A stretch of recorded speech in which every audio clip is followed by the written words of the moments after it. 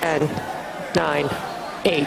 Side booster ignition. 6, 5, 4, 3, 2, 1. 0. Ignition.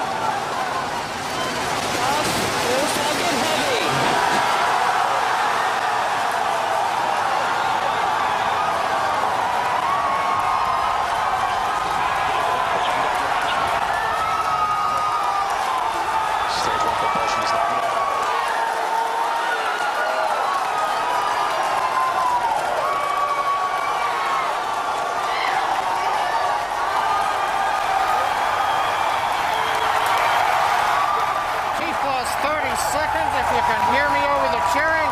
Falcon Heavy heading to space on our test flight. Building on the history of Saturn V Apollo, returning pad 39A to interplanetary mission.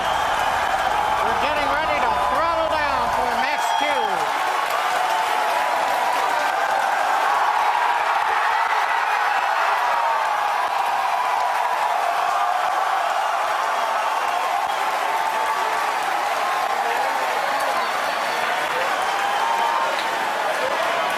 Supersonic. You've heard the call out. Vehicle is supersonic.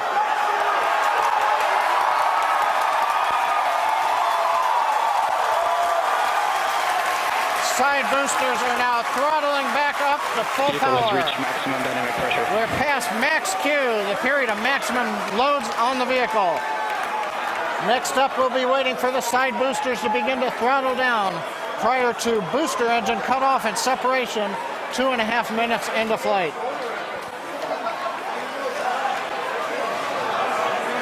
GNC trajectory looks good on the Falcon Heavy.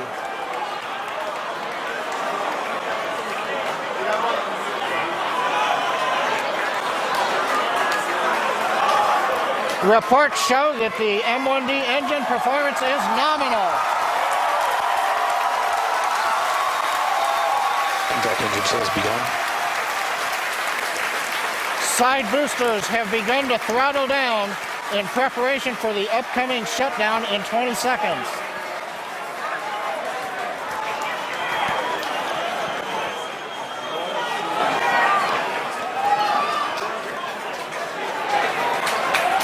Major event coming up with side booster shutdown and separation. Inside shutdown. Side boosters. Vehicle. Center. We throttle them up. S1 keeps going.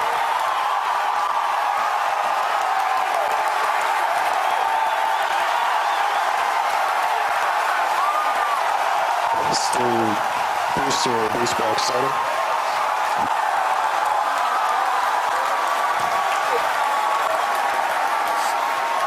Successful separation. We're coming up on MECO and shutdown. Stay set. Good separation confirmed. Event recognition. This big burn looks good on side boosters.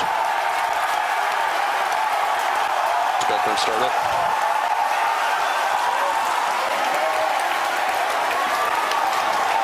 Coming up on fairing separation. Center core side engines on power, also look good.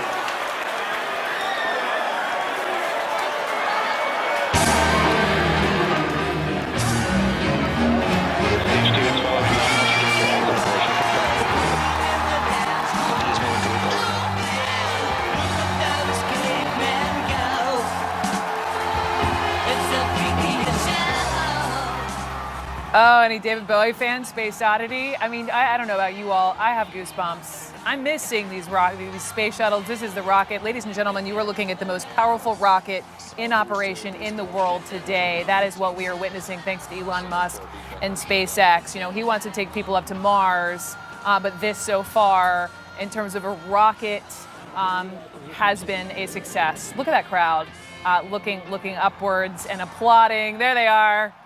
Let's go to Miles O'Brien, first of all, who you know knows all things space. And, I mean, a huge moment, obviously, for Elon Musk and SpaceX. What's the goal here? The goal right now, Brooke, is for me to get my composure. I'm a little misty. This is an emotional moment. I'm like you on this. I've missed greatly the launches of the shuttles. I never had the opportunity to see in person a launch of a Saturn V. I wish dearly I was in Florida today, but couldn't get there. You know, looking at that crowd, one of the things that really strikes me is if you think about how the United States got to the moon, it was on the backs and the brains of 20-somethings, really smart young people. Look at that crowd there in Hawthorne, California, the SpaceX team. It's a new generation of space travelers and explorers that are putting this amazing rocket into space, and really, in so many ways, a game changer for ultimately exploring space in a more sustained way. So this is a big moment. And Leroy Chow, I've got you also, a retired NASA astronaut, also I imagine equally misty-eyed, talking about SpaceX's Falcon Heavy rocket there and the successful launch. What are you thinking as you watch that go up, up, and away? Well, I tell you what, I am pretty overcome. This is fantastic. This is the first time in a very long time we've launched a rocket. Anyone has launched a rocket that's this powerful. And watching it fly away, looks like everything's still going nominally. Of course, we're not out of the woods. We've still got the upper stages continuing to burn, and we're all watching that. But you know, the first stages look flawless. Everything looked great. As Miles was saying, you know, that crowd of young people out in Hawthorne is just really inspiring. I think this is an important moment for exploration, and that's what's really unique. Is you have visionaries like Elon Musk who want to put their own profits into exploring space, and that's why this rocket is being built and flown. It's got much too much capacity to just launch a satellite. So this is a big moment. And we should also point out, I mean, I think people are being also, you know, this is an incredible moment, but more lighthearted. There are no Leroy Chows on board, you know, the Falcon Heavy rocket, Miles. This is what they call there's a dummy payload on board. You know, there's a hunk of metal. In fact, it's my understanding that Elon Musk actually put up his own Tesla Roadster as part of this launch in this rocket. Is that right? That is right. That's a used Tesla that Elon himself drove with a, you know, essentially a crash test dummy. I would certainly never call my friend Leroy a dummy, but this is a substitute astronaut for now. I mean, what they do typically on space tests like this, what NASA would do, is put ballast in there, a hunk of concrete or something, just to give it some weight. And part of what I appreciate is the enthusiasm and the tweaks and the sense of humor, and frankly, for Elon, the cross-promotional benefits of putting a Tesla in orbit for 1 billion years around the sun and near Mars. And by the way, I've got one more voice, Rachel Crane, who's actually there. Lucky fellow space geek who's there taking it all in, jumping up and down. I feel your enthusiasm, jumping in front of the camera. Rachel, talk to me and tell me also about these boosters. Right. Well, Brooke, we did just see 2 boosters coming down moments ago, but the entry burn was shut down. We don't see them anymore, but I do hear people cheering around me. There's a couple buildings, so it's blocked. Oh, there's a sonic boom. Woo! So, wow, Brooke, if I can't even begin to describe the excitement around me. I mean, everybody's come out from the buildings here at Kennedy Space Center to pan the camera over. Can you guys turn the camera over to see it? No, there's a building. Sorry, Brooke, there's a building right in the way of seeing this these incredible landings. Unfortunately, I can't see them myself, but to describe feeling this launch here at Kennedy Space Center, this historic launch of Falcon Heavy, I mean, this is one for the books. Brooke. It was really, truly incredible. Yesterday, I spoke with Elon Musk. He was, you know, running through all the things that could possibly go wrong here. He said that he would consider it a success if the rocket just simply cleared launch pad 39A. Of course, this is a historic launch pad. This is where, you know, Apollo 11 sent humans to the moon. But had it been destroyed with this launch, it also would have delayed all their further launches. They said that Falcon Heavy could be ready to relaunch in 3 to 6 months. Of course, that would have been delayed if if the launch pad was destroyed. As we saw today, it was successful. It was not destroyed, so that will not be a problem. But we're waiting to see just how successful it was. You know, as you were just speaking with Miles, there is his own personal Tesla Roadster on board with that, you know, that space dummy on there playing David Bowie's Space Oddity. We don't know exactly how far it's gotten at this point, but we will keep you updated as we get all of this incredibly exciting space information. Brooke. I love the enthusiasm. Rachel Crane, my friend, thank you so much. I've still got Miles O'Brien and Leroy Chow with me. And so, Miles, just back over to you. Where exactly is the rocket going?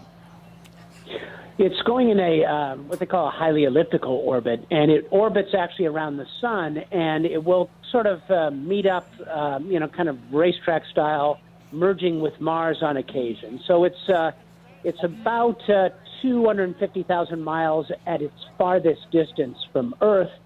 So it's a pretty decent stretch of the way to Mars. You know, obviously not entering Mars orbit or landing on Mars, but that Tesla Roadster will just be orbiting there for who knows how long, for the eons, with the dummy looking out the window into the void. Wow. And Leroy, I mean, I remember standing down there at Cape Canaveral and watching that final space shuttle take off and just being, you know, thrilled to see it, but also sad and nostalgic. And I mean, here, you know, as an astronaut or a former astronaut, what are the next major steps like today in space exploration? Oh, absolutely. This is huge. This is a huge deal. It looks like the upper stage has entered a nominal parking orbit. We saw the landing of the two side boosters. We don't know if the third booster has landed yet, but just everything looks flawless. And the next steps are to continue flying this vehicle, getting some more pedigree on it, launching other payloads. And as you know, Elon Musk says he's got two paying customers who want to go around the moon Apollo 8 style. In a Dragon spacecraft, and it would be this rocket that would take them on that way. And that would be a huge deal because, of course, that would be the first commercial vehicle that leaves Earth orbit with passengers, with astronauts on board, you know, that, geez, I mean, ever. So, yeah. Pretty neat stuff.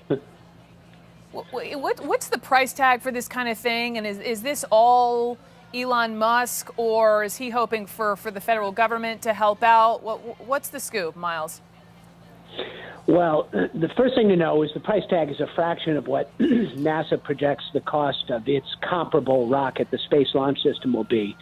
And a big part of that is what you just witnessed, the return of those two boosters to the pad, fully reusable. And we hope before not too long, the third booster, which will land significantly downrange and a platform in the sea. It's about 30% of the cost that NASA is projecting for the Space Launch System, and that really is a game changer. You know, we used to say when Leroy was flying the shuttle that it was about $10,000 a pound for any pound of anything you put on the shuttle. Elon Musk is claiming below $1,000 a pound. So we're talking about an order of magnitude here. And that changes everything when you talk about space exploration. So, you know, you have to ask yourself who's going to get to Mars first, NASA or Elon Musk. Right now, the smart money would be on the guy who puts Teslas in space.